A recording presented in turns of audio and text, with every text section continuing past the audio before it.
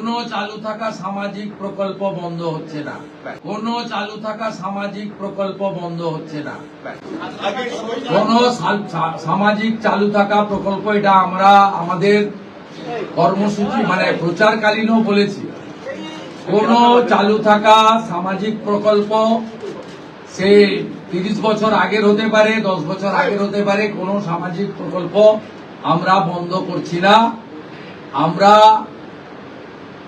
Paperless অফিসও করব, আমরা সমস্ত পোর্টালগুলোকে আপডেটও করব এবং সমস্ত বেনিফিশিয়ারি ডিবিটির মাধ্যমে, যেটা নরেন্দ্র মোদীজির নেতৃত্বে দেশের সরকার করেছে, ডাইরেক্ট বেনিফিট ট্রান্সফারের মাধ্যমে হবে এবং সবটাই স্বচ্ছতার সঙ্গে হবে।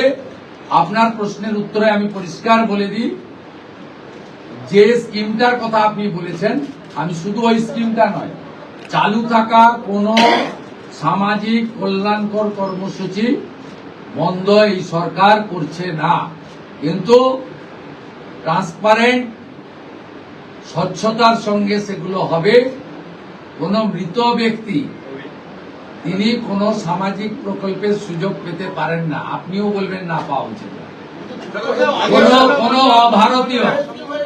কোন অভারতীয় তিনি ভারতের কোন প্রদেশ বা জাতীয় সরকারের কোন বেনিফিট তার পাওয়া উচিত নয়।